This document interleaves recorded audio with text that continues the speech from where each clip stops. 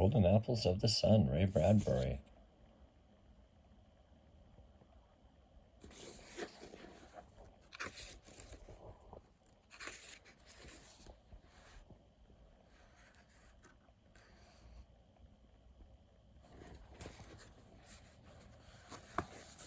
Why not this one? Never read it before. Here we go. Let's jump to chapter 12. A Sound of Thunder.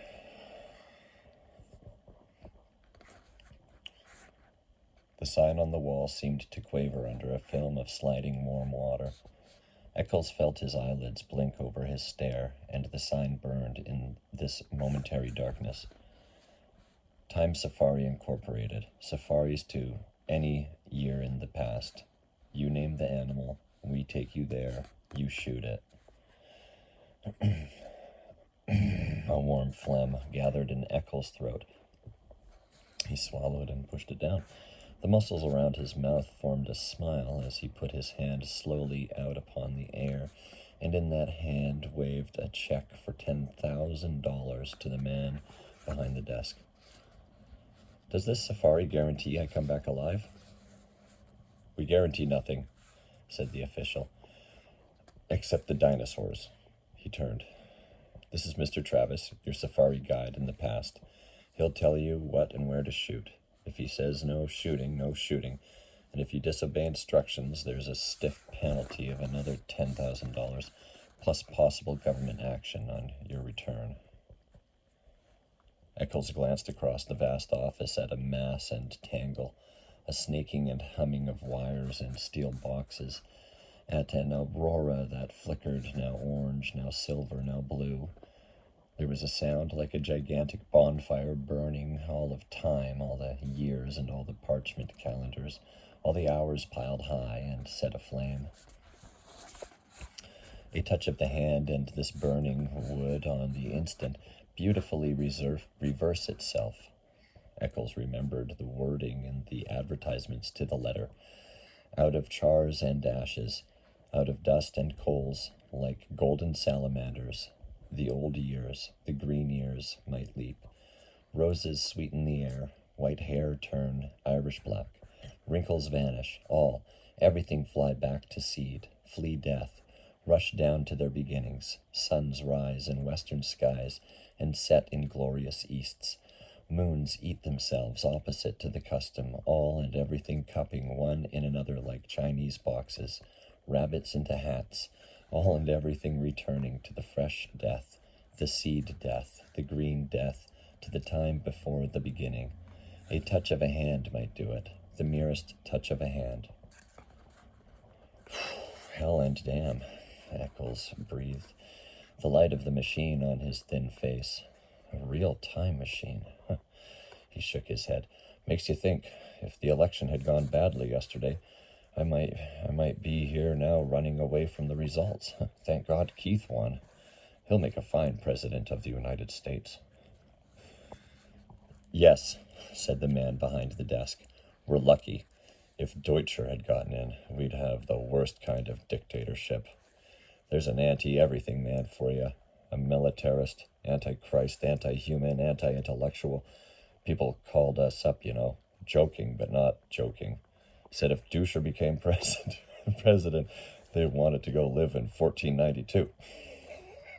Of course, it's not our business to conduct escapes, but to form safaris. Anyway, Keith's president now. All you got to worry about is shooting my dinosaur. Eccles finished it for him. A Tyrannosaurus Rex, the thunder lizard, the damnedest monster in history. Sign this release. Anything happens to you, we're not responsible. Those dinosaurs are hungry. Eccles flushed angrily. Trying to scare me?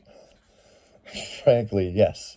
We don't want anyone going who will panic at the first shot. 6 safari leaders were killed last year, and a dozen hunters. We're here to give you the damnedest thrill a real hunter ever asked for. Traveling you back 60 million years to bag the biggest damn game in all time. Your personal check's still there. Tear it up. Mr. Eccles looked at the check for a long time. His fingers twitched. "Good luck," said the man behind the desk. "Mr. Travis, he's all yours." They moved silently across the room, taking their guns with them, toward the machine, toward the silver metal and the roaring light. For a day, and then a night, and then a day, and then a night. Then it was day, night, day. A week, a month, a year, a decade. AD 2055, 2019, 1999, 1957. Gone. The machine roared. They put on their oxygen helmets and tested the intercoms. Eccles swayed on the padded seat, his face pale, his jaw stiff. He felt the trembling in his arms, and he looked down and found his hands tight on the new rifle. There were 4 other men in the machine. Travis, the safari leader, his assistant, Les Brents, and 2 other hunters, Billings and Kramer. They sat looking at each other, and the years blazed around them. "Can these guns get a dinosaur cold?" Eccles felt his mouth sag. "If you hit them right," said Travis on the helmet radio. "Some dinosaurs have 2 brains, one in the head, another far down in the spinal column. We stay away from those. That's stretching luck. Put your first 2 shots into the eyes, if you can. Blind them, and go back into the brain." The machine howled. Time was a film run backwards. Suns fled, and 10 million moons fled after them. "Good God," said Eccles. "Every hunter that ever lived would envy us today. This makes Africa seem like Illinois." The machine slowed. Its scream fell to a murmur. The machine stopped. The sun stopped in the sky. The fog that had enveloped the machine blew away, and they were in an old time, a very old time indeed. 3 hunters and 2 safari heads with their blue metal guns across their knees. "Christ isn't born yet," said Travis. "Moses has not gone to the mountain to talk with God. The pyramids are still in the earth, waiting to be cut out and put up. Remember that, Alexander, Caesar, Napoleon, Hitler, none of them exists." The men nodded. "That," Mr. Travis pointed, "is the jungle of 60,002,055 years before President Keith." He indicated a metal path that struck off into green wilderness, over steaming swamp and among giant ferns and palms. "And that," he said, "is the path laid by Time Safari for your use. It floats 6 inches above the earth, doesn't touch so much as one grass blade, flower, or tree. It's an anti-gravity metal. Its purpose is to keep you from touching this world of the past in any way. Stay on the path.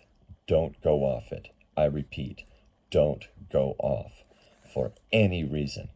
If you fall off, there's a penalty. And don't shoot any animal we don't okay." "Why?" asked Eccles. They sat in the ancient wilderness. Far birds' cries blew on a wind, and the smell of tar and an old salt sea, moist grasses, and flowers the color of blood. "We don't want to change the future. We don't belong here in the past. The government doesn't like us here. We have to pay big graft to keep our franchise. The time machine is damn finicky business. Not knowing it, we might kill an important animal, a small bird, a roach, a flower even, thus destroying an important link in a growing species." "That's not clear," said Eccles. "All right," Travis continued. "Say we accidentally kill one mouse here. That means all the future families of this one particular mouse are destroyed, right?" Right. "And all the families of the families of the families of that one mouse, with the stamp of your foot, you annihilate first 1, then a dozen, then 1,000, 1,000,000, 1,000,000,000 possible mice." "So they're dead," said Eccles. "So what?" "So what?" Travis snorted quietly. quietly, well, what about the foxes? That'll need those mice to survive. For want of 10 mice, a fox dies. For want of 10 foxes, a lion starves. For want of a lion, all manner of insects, vultures, infinite billions of life forms are thrown into chaos and destruction. Eventually, it all boils down to this. 59 million years later, a caveman, one of a dozen on the entire world, goes hunting wild boar or saber-toothed tiger for food. But you, friend, have stepped on all the tigers in that region by stepping on one single mouse. So the caveman starves. And the caveman, please note, is not just any expendable man. No, he is an entire future nation. From his loins would have sprung 10 sons, from their loins 100 sons, and thus onward to a civilization.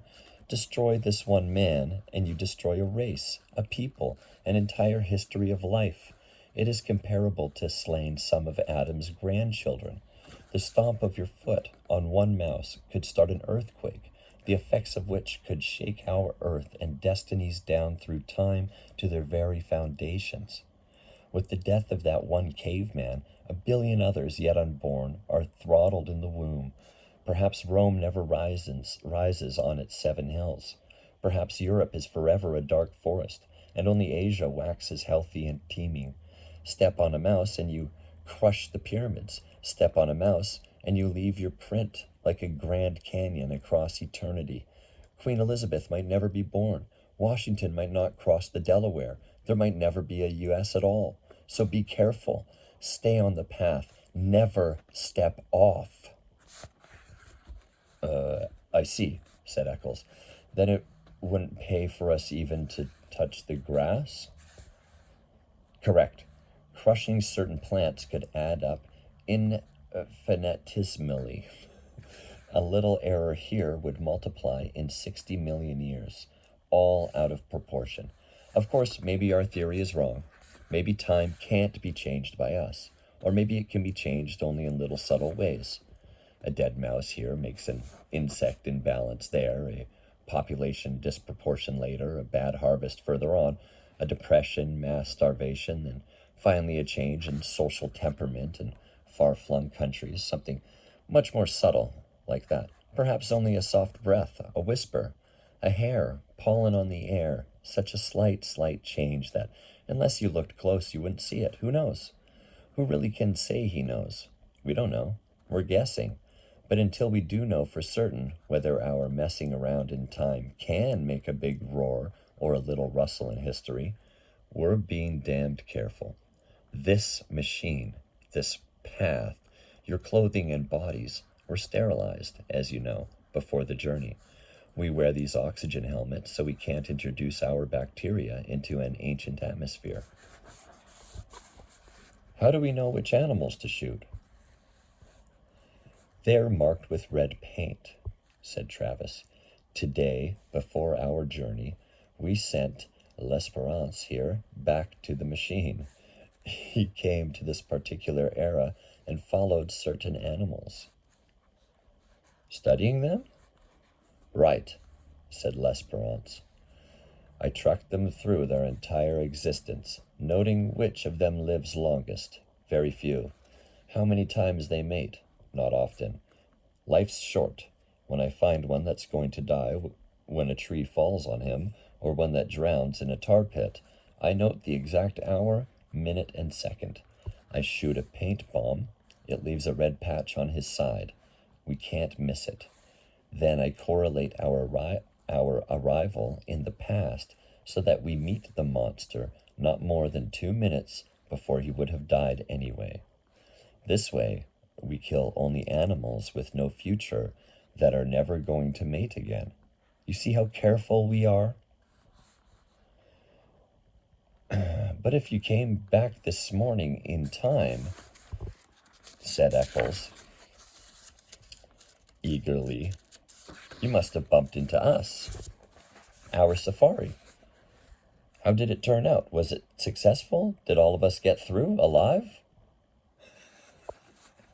Travis and L'Esperance gave each other a look. That'd be a paradox, said the latter. Time doesn't permit that sort of mess, a man meeting himself. When such occasions threaten, time steps aside, like an airplane hitting an air pocket. You felt the machine jump just before we stopped? That was us passing ourselves on the way back to the future. We saw nothing. There's no way of telling if this expedition was a success, if we got our monster, or whether all of us, meaning you, Mr. Eccles, got out alive. Eccles smiled palely. Cut that, said Travis sharply. Everyone on his feet. They were ready to leave the machine. The jungle was high, and the jungle was broad, and the jungle was the entire world forever and forever. Sounds like music and sounds like flying tents filled the sky, and those were pterodactyls soaring with cavernous gray wings, gigantic bats out of delirium,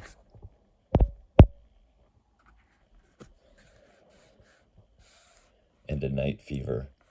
Eccles balanced on the narrow path, aimed his rifle playfully.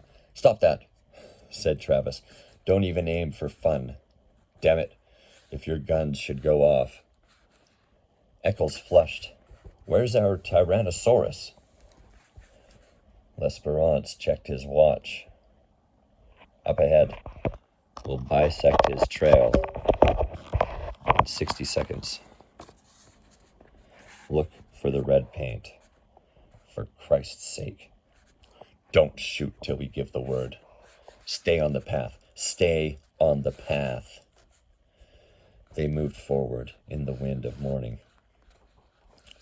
Strange, murmured Eccles. Up ahead, 60 million years. Election day over. Keith made president.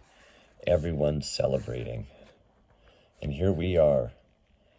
1,000,000 years lost, and they don't exist. The things we worried about for months, a lifetime, not even born or thought about yet. Safety catches off, everyone, ordered Travis. You, first shot, Eccles. Second, Billings. Third, Kramer.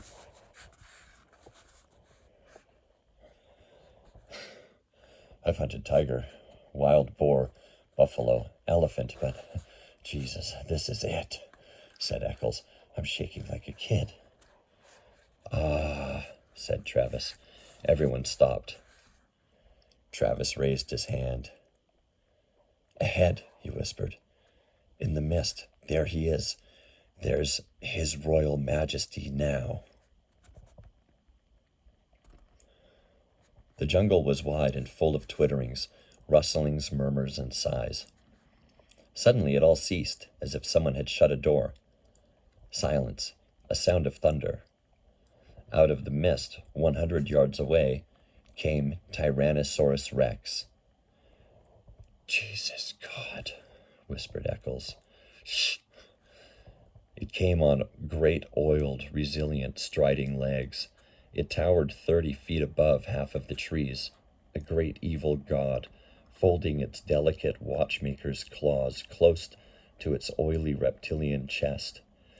Each lower leg was a piston, 1,000 pounds of white bone sunk in thick ropes of muscle, sheathed over in a gleam of pebbled skin like the mail of a terrible warrior.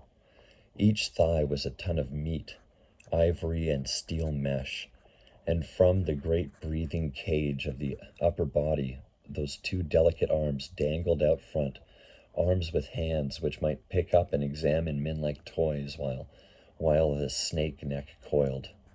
And the head itself, a ton of sculptured stone, lifted easily upon the sky. Its mouth gaped, exposing a fence of teeth like daggers. Its eyes rolled, ostrich eggs, empty of all expression, save hunger. It closed its mouth in a death grin. It ran, its pelvic bones crushing aside trees and bushes, its taloned feet clawing damp earth, leaving prints 6 inches deep wherever it settled its weight. It ran with a gliding ballet step, far too poised and balanced for its 10 tons. It moved into a sunlit air arena, warily, its beautifully reptile hands feeling the air. My God, Eccles twitched his mouth. It could reach up and grab the moon. Shh! Travis jerked angrily. He hasn't seen us yet. It can't be killed. Eccles pronounced this verdict quietly, as if there could be no argument. He had weighed the evidence, and this was his considered opinion. The rifle in his hand seemed a cap gun. We are fools to come. This is impossible. Shut up, hissed Travis. Nightmare. Turn around, commanded Travis. Walk quietly to the machine. We'll remit 1/2 your fee. I didn't realize it would be this big, said Eccles. I miscalculated, that's all, and now I want out. It sees us. There's the red paint on its chest. The thunder lizard raised itself. Its armored flesh glittered like 1,000 green coins. The coins, crusted with slime, steamed. In the slime, tiny insects wriggled so that the entire body seemed to twitch and undulate, even while the monster itself did not move. It exhaled. The stink of raw flesh blew down the wilderness. Get me out of here, said Eccles. It was never like this before. I was always sure I'd come through alive. I had good guides, good safaris and safety. This time, I figured wrong. I've met my match and admit it. This is too much for me to get a hold of. Don't run, said L'Esperance. Turn around. Hide in the machine. Yes. Eccles seemed to be numb. He looked at his feet as if trying to make them move. He gave a grunt of helplessness. Eccles! He took a few steps, blinking, shuffling. Not that way! The monster, at the first motion, lunged forward with a terrible scream. It covered 100 yards in 4 seconds. The rifles jerked up and blazed fire. A windstorm from the beast's mouth engulfed them in the stench of slime and old blood. The monster roared, teeth glittering with sun.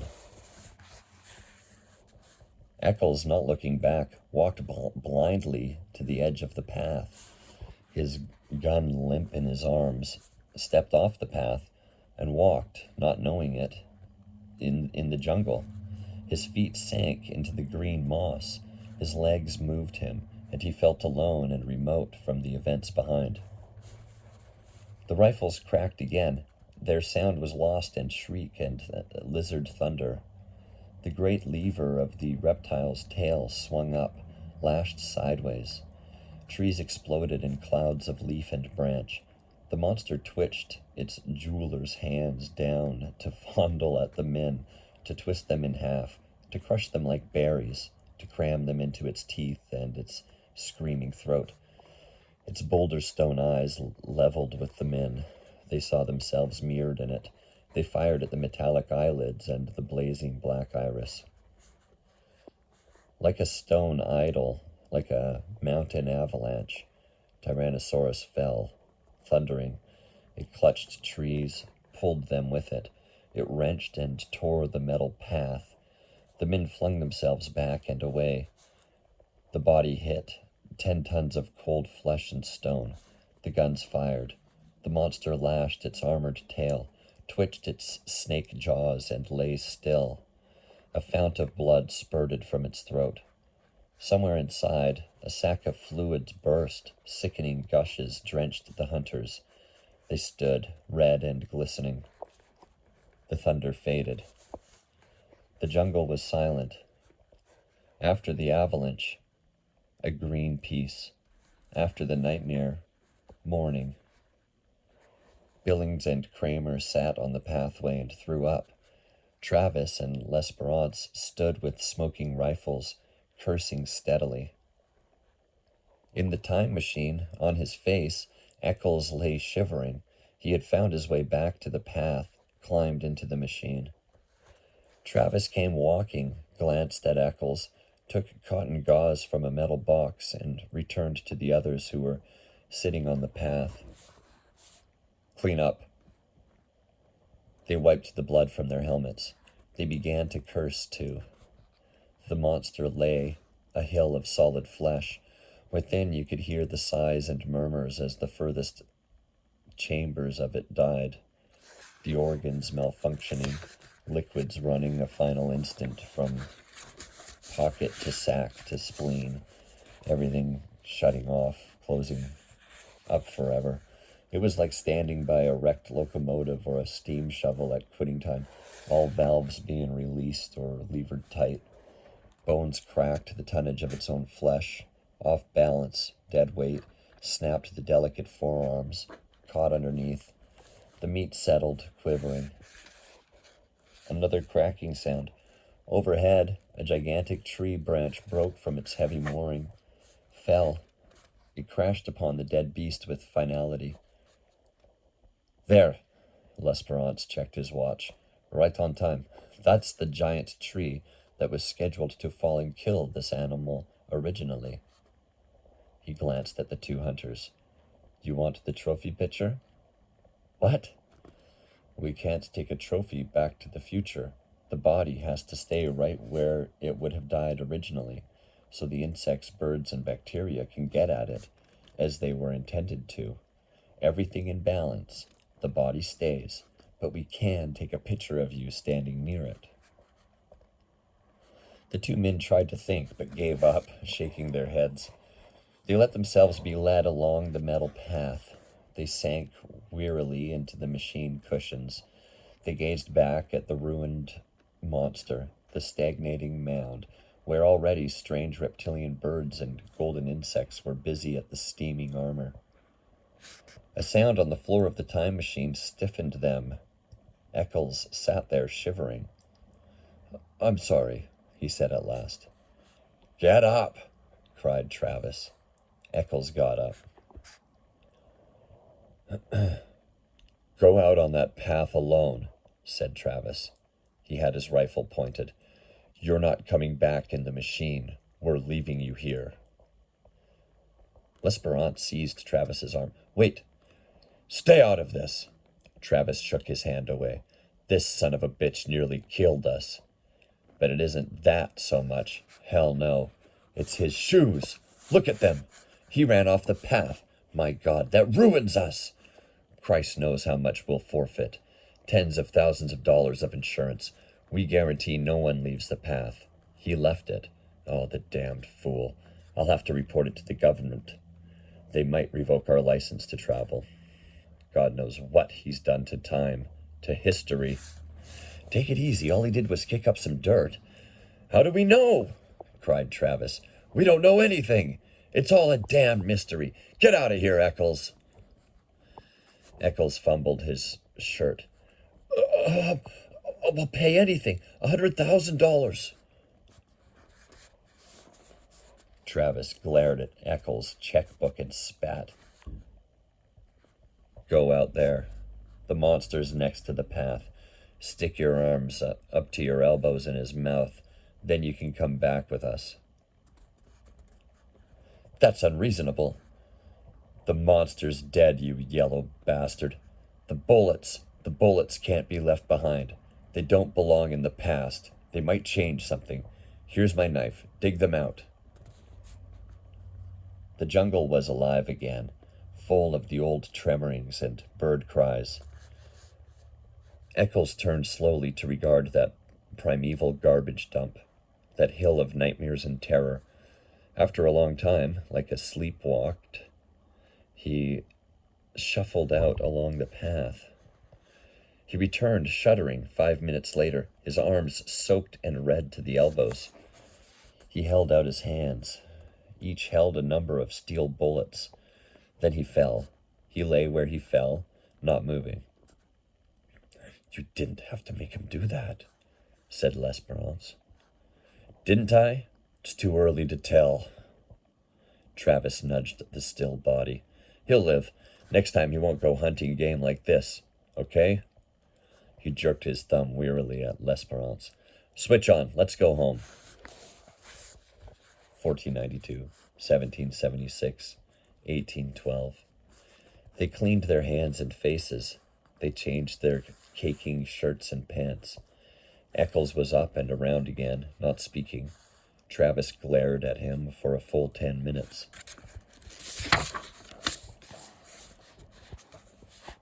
"Don't look at me," cried Eccles.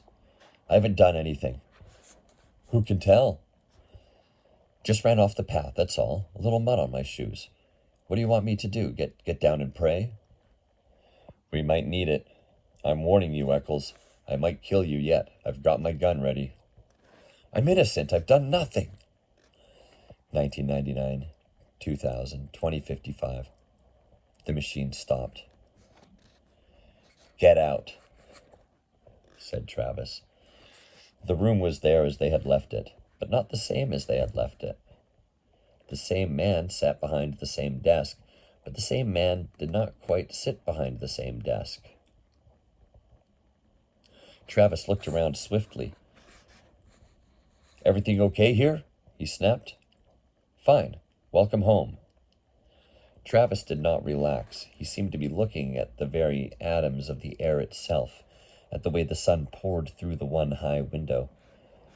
"Okay, Eccles, get out. Don't ever come back." Eccles could not move. "You heard me," said Travis. "What are you staring at?" Eccles stood smelling of the air, and there was a thing to the air, a chemical taint so subtle, so slight, that only a faint cry of his subliminal senses warned him it was there. The colors, white, gray, blue, orange, in the wall, in the furniture, in the sky beyond the window were, and there was a feel. His flesh twitched, his hands twitched. He stood drinking the oddness with the pores of his body. Somewhere, someone must have been screaming one of those whistles that only a dog can hear. His body screamed silence in return.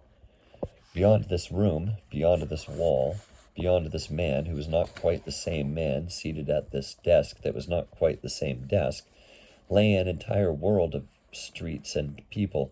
What sort of world it was now, there was no telling.